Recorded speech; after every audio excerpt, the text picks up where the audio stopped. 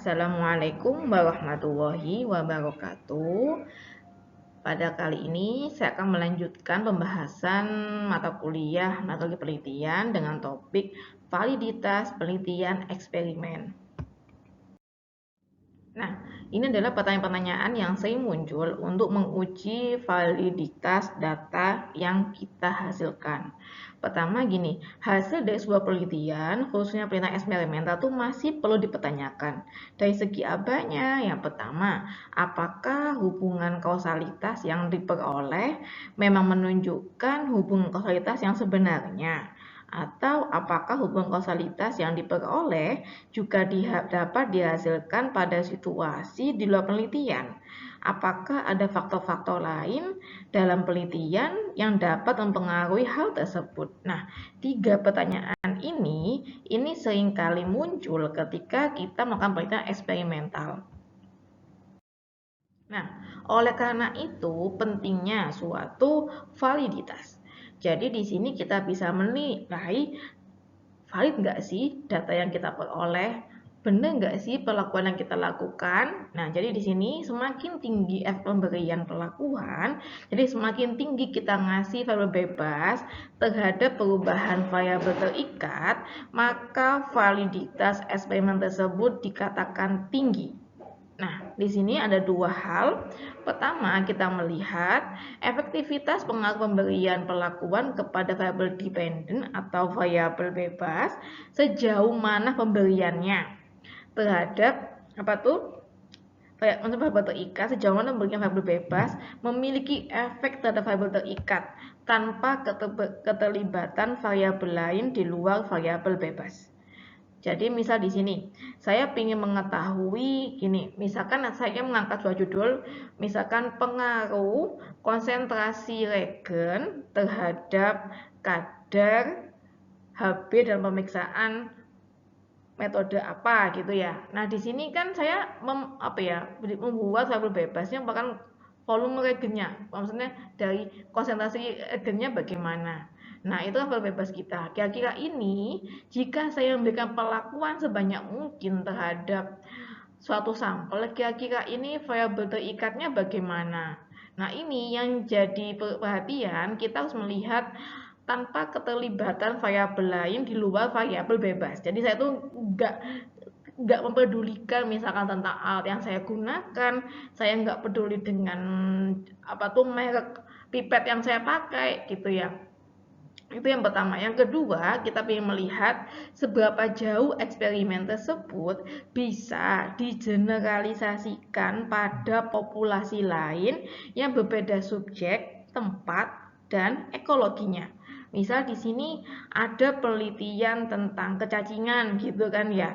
Misalkan kalian ingin memberikan perlakuan untuk mencegah angka kecacingan, misalkan kalian berilah anak-anak makan pisang gitu kan, misalkan kita kasih anak SD makan pisang, nah terus kita cek angka kejadian kecacingannya gitu kan. Nah ini misalkan kita penelitian ini saya lakukan di desa Balongbendo, kira-kira nanti hasilnya ini atau metode ini apakah bisa nggak sih saya saya terapkan ke tempat yang lain. Misalkan saya mendapatkan penelitian ini dari Desa Balongbendo. Jadi kita berpikir secara general, oh paling di tempat yang lain juga sama. Misal saya ingin menerapkan penelitian ini di SD di Papua atau gimana. Nah, ini kan untuk mengetahui validitasnya bagaimana intinya. Nah, jenis validitas itu ada dua. Pertama, validitas internal dan validitas eksternal. Pertama kita bahas dulu validitas internal dulu ya. Jadi di sini saya pakai singkatan FB sama VT. FB itu variabel bebas, VT variabel terikat. Pertama kita mulai di sini. Jadi seberapa jauh suatu hasil penelitian dapat menunjukkan hubungan antara variabel bebas dengan variabel terikat. Lebih ditekankan pada penelitian eksperimental. Jadi di sini misal kalian mengambil judul misalkan gini, konsentrasi senyawa X terhadap zona hambat pertumbuhan E. coli gitu kan ya. Nanti kalian hanya melihat dari segi konsentrasi senyawa X dengan nilai lebarnya zona hambat tadi. Nah, itu kalau kita lihat dari varietas internal. Kemudian kalau varietas eksternal, seberapa jauh suatu hasil penelitian dapat digeneralisasi pada populasi, situasi, waktu yang beda. Misal gini, saya pakai senyawa X di tanaman pisang. Kira-kira ini kalau di E. coli yang lain gimana? Misalkan saya mengerjakan di lab mikrobiologi stikes, tapi saya ingin nyoba, saya ingin mengerjakan di kimia dasar. Kira-kira ini ada hubungan enggak? Nah, kita bisa melihat ada enggak sih pengaruh eksternal terhadap hasil penelitian kita. Nah, apa saja faktor-faktor mempengaruhi varietas internal? Ada 12 faktor ya, nanti saya jelaskan satu persatu. Pertama ada individual difference, retroactive history, ada maturasi. Nah, nanti saya jelaskan one by one. Kemudian faktor apa yang mempengaruhi varietas eksternal? Ada varietas populasi, validitas ekologi, dan validitas temporal. Pertama, saya menjelaskan pengaruh yang mempengaruhi varietas internal. Pertama adalah proactive history atau individual difference. Jadi di sini perbedaan individu yang disebabkan oleh faktor belajar maupun bawaan yang telah ada pada diri subjek sebelum ia mengikuti penelitian. Misalnya seperti jenis kelamin, tingkat pendidikan, tingkat pengetahuan gitu. Itu kan akan mempengaruhi dari apa ya? Jadi setiap subjek penelitian, misalnya kita penelitian pakai manusia gitu kan. Jadi kita melihat individual difference-nya, perbedaannya itu kalau misalkan ini saya meneliti sejumlah kaum ibu PKK, ada yang SD, ada yang SMA, ada yang lulusan SMP. Nah, itu kan pastinya tingkat pendidikan mempengaruhi hasil penelitiannya itu. Contoh, kita bisa melihat Nah, di sini cara menghindari menghindari hal tersebut, kita melakukan secara random. Jadi randomisasi. Ini juga merupakan kelebihan penelitian two eksperimen dibandingkan dengan kuasi. Nah, jadi di sini kita memberikan misalkan ini saya penelitian tentang penggunaan kontrasepsi pada ibu-ibu di Balong Bendo gitu kan. Kita biasanya ngasih kuesioner atau kita wawancara. Nah, ini biar hasilnya ini nggak jomplang gitu. Pastinya kan pengetahuan itu mempengaruhi dari jawaban atau mempengaruhi dari tindakan dari subjek penelitian. Nah, ini caranya adalah dengan randomisasi. Kita ambil aja sampel secara random tanpa memperhatikan tingkat pendidikan. Beda lagi kalau kita mengambil penelitian dengan mengangkat tentang pengaruh pendidikan terhadap pengetahuan kontrasepsi gitu ya. Berikutnya, retroactive history, yaitu perubahan situasi yang terjadi di antara pretest maupun post-test dalam penelitian. Nah, ini dilakukan dalam jangka panjang yang dapat mempengaruhi variabel terikat. Hal ini biasanya terjadi pada eksperimen berjangka waktu lama, longitudinal itu. Jadi di sini itu misalkan contoh di sini kita ingin melihat penelitian. Misalkan kita penelitian dalam jangka waktu 1 tahun, apalagi di sini kita itu penelitian dengan subjek pasien gitu kan. Kita ingin mengetahui pengaruh obat X terhadap apa gitu kan. Maksudnya kan ada yang dikasih sebagai placebonya, kontrolnya, ada juga yang berbagai dosis itu kan. Nah, ini kan misalkan jangka waktunya itu kita ingin setahun. Ternyata di tengah-tengah tahun kita penelitian itu ternyata ada pasien misalkan yang hamil atau ada yang kena penyakit tertentu. Nah, itu kan jadi ada perubahan situasi yang terjadi di antara pretest maupun post-test gitu. Nah, bagaimana cara menanganinya? Yaitu dengan cara dikontrol dengan cara melakukan konstansi. Jadi kita harus sering-sering ngecek gitu.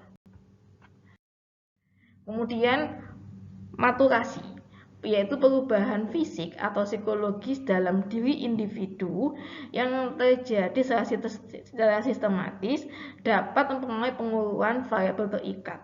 Misal di sini penelitian mengenai pengaruh zat besi terhadap intelijensi anak balita. Nah, pastinya kan balita kan terus berkembang kan ya. Nah, itu pastinya kan ada pengaruh dari perubahan fisik atau psikologisnya. Nah, bagaimanakah cara menangani hal tersebut? Jadi kita membentuk adanya kelompok kontrol.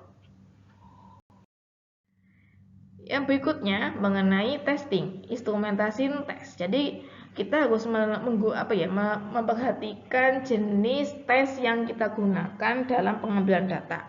Pemberian pretest dapat mempengaruhi respon subjek pada post-test. Post-test dapat berbeda dengan pretest bukan karena manipulasi, tetapi karena apa? Subjek itu mengingat kembali jawaban yang telah ia berikan saat pretest. Siapa tahu kita kasih soal sama, ternyata dia udah ngapain jawaban, jadi kan nggak ada hasilnya. Misal di sini kita memberikan penelitian misalnya gini, pengaruh edukasi kontrasepsi terhadap tingkat pertumbuhan penduduk di desa X gitu kan. Nah, kalian kan misalkan sebelum ngasih sosialisasi dikasih pretest. Kemudian setelah itu kalian isi post test. Nah, ternyata kok hasilnya sama ya? Atau apa tuh lebih bagus yang pretest atau gimana? Nah, ternyata ada efek subjek penelitian kita itu sudah mengingat kembali jawaban yang telah ia berikan saat pretest. Bisa juga subjek itu memprediksikan hal yang hendak diukur dari dirinya. Jadi dia itu lebih sensitif dan selektif saat menerima perlakuan. Nah, bagaimana hal ini bisa ditangani? Dengan cara tidak menggunakan pretest bila tidak diperlukan. Apalagi soalnya sama ya. Kemudian interaksi eksperimenter atau interaksi dari peneliti dengan subjek penelitian. Nah, ini disebut sebagai peneliti bias. Jadi gini, atribut eksperimenter yaitu karakteristik fisik, psikologis, dan eksperimenter ini. Jadi harapannya ini tanpa disadari dapat terbaca oleh subjek, dapat dikontrol dengan melakukan double blind. Nah, ini ada pengaruh dari efek partisipan atau efek apa tuh penelitian kita. Jadi penelitian ini mempunyai motivasi untuk berespons sedemikian rupa sehingga menampilkan dirinya secara positif. Nah, ini biasanya ini berkaitan dengan penelitian psikologi, misalkan tes psikologi. Kita misalnya mau tes psikologi, mau kerja nih gitu kan. Mau biar lulus kerja caranya gimana? Jadi kita harus menampilkan sisi positif dari kita. Nah, ini jadi penelitian sangat bias. Misalkan pas wawancara kerja ditanyain, Anda bisa ini? Bisa. Tapi saat kerja ternyata nggak bisa. Jadi kan ini ada bias hasilnya seperti itu. Kemudian participant sophistication, yaitu di mana pengetahuan dan familiaritas subjek penelitian terhadap topik penelitian dan metode eksperimen dapat mempengaruhi hasil penelitian. Jadi ada subjek penelitian itu sudah ngerti kira-kira ini topiknya ini nanti gimana ya. Nah, itu menghasilkan penelitian dan ini biasanya ini penelitian yang dilakukan pada penelitian psikologi gitu. Misalkan penelitian psikologi dilakukan pada mahasiswa tingkat awal atau orang awam yang memang masih terbatas. Contohnya, penelitian verifikasi tentang legitimitas berpatuhan terhadap agresivitas. Nah, ini lebih ke itu sih, lebih kayak mengetahui penelitian tentang kayak mengetahui tentang kepatuhan satu hal gitu. Kemudian statistical regression, yaitu pengukuran berulang dapat menyebabkan individu dengan nilai ekstrim, bisa tertinggi, bisa terendah, akan cenderung mendekati nilai rata-rata, nilai mean, sekalipun tidak ada perlakuan. Nah, di sini dapat dihindari dengan gunakan kelompok ekstrim sebagai variabel bebas tambahan. Ada juga experimental mortality, di mana validitas penelitian akan terpengaruh bila ada sebagian subjek penelitian yang tidak dapat mengikuti jalannya penelitian hingga akhir, misalnya karena mengundurkan diri, atau kecelakaan, atau meninggal.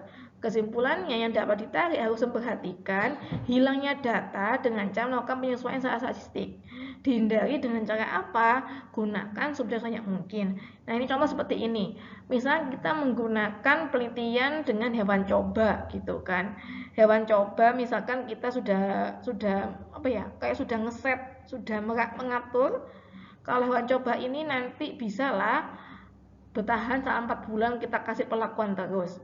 Ternyata di tengah jalan ada hewan coba yang meninggal. Nah, ini kan pasti mempengaruhi data kita. Nah, ini kita harus melakukan penyesuaian dengan menghitung gaya data. Untuk menghindari hal tersebut, gunakan subjek sebanyak mungkin untuk menghindari adanya kehilangan data tersebut. Gak ada interaction effect.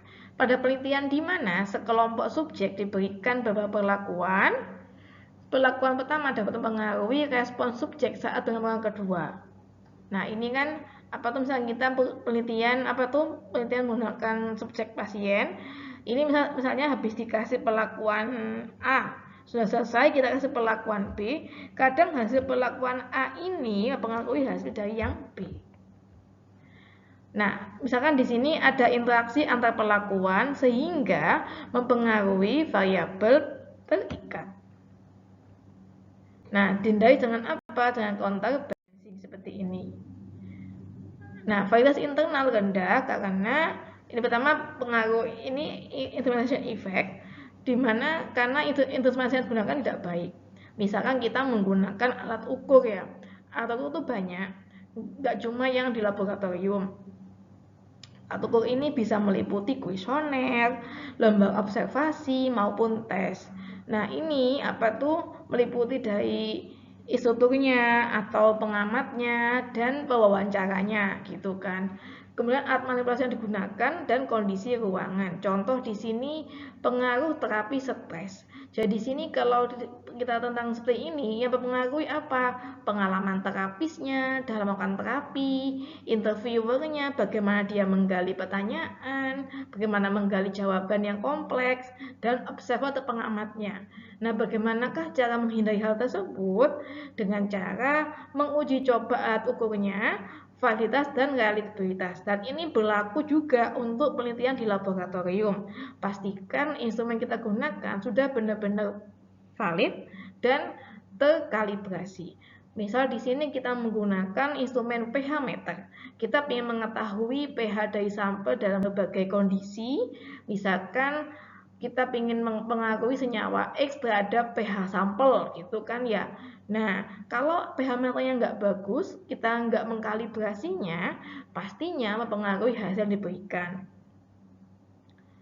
Dan ini caranya apa? Pertama ada uji coba alat ukurnya. Kita kalau lab dikalibrasi ya. Kalau uji coba alat manipulasinya dan pelatihan instruktur, observer dan interviewer. Dan ini untuk penelitian yang kualitatif ya biasanya. Kemudian apa saja mengenai validitas eksternal? Pertama, validitas populasi, yaitu berkaitan dengan kemampuan hasil suatu penelitian untuk digeneralisasikan dari sampel kepada populasi yang lebih besar. Jadi ini berkaitan dengan sampelnya. Nah, di sini ada tingkat kesalahannya dalam pemilihan sampel. Sampel kadang itu kurang mewakili dari populasi. Jadi ketika pemilihan sampel, kita harus benar-benar menghitung berapakah jumlah sampel yang akan kita ambil, apakah sampel kita sudah mewakili dari populasi. Kemudian validitas ekologis yang berkaitan dengan situasi atau kondisi lingkungan.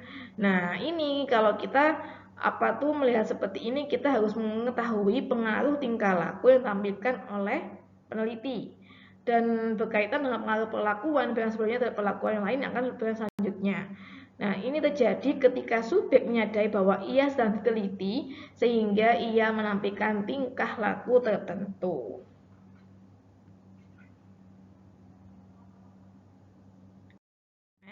Kemudian ada validitas temporal, yaitu berdasarkan musiman, berkaitan dengan kejadian secara umum terjadi sepanjang waktu dan populasi.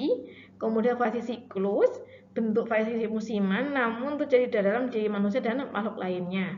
Ada juga variasi personal. Jadi temporal ini enggak sama terjadi hanya kadang-kadang gitu secara secara musiman, bahasa Indonesianya temporal. Kemudian ada variasi personal, merupakan variasi dari karakteristik individu sepanjang waktu. Nah, bagaimanakah cara kita menghubungkan, apa sih hubungan validitas internal dan eksternal? Pertama, kita harus mengetahui tujuan utama penelitian kita. Tujuan utama penelitian eksperimental adalah identifikasi pengaruh variabel bebas terhadap variabel terikat. Maka, validitas internal sangatlah penting. Validitas internal ditingkatkan dengan penggunaan teknik kontrol dan desain eksperimental yang tepat. Kontrol semakin ketat, maka memungkinkan validitas eksternal semakin rendah. Kemudian situasi tidak alaminya sehingga subjek mengetahui teliti, maka di sini harus memilih subjek secara spesifik.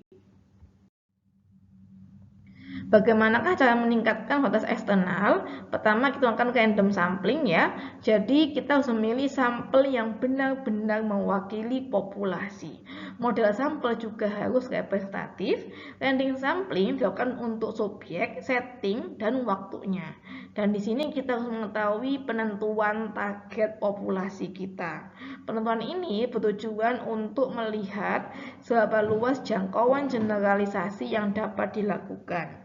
Generalisasi ini berkaitan dengan hasil penelitian nanti ya. Pada populasi dapat dilakukan bila populasi yang bersangkutan memiliki ciri-ciri atau karakteristik yang sama dengan sampel yang digunakan. Sekian penjelasan tentang validitas penelitian eksperimental. Selamat belajar. Terima kasih. Assalamualaikum warahmatullahi wabarakatuh.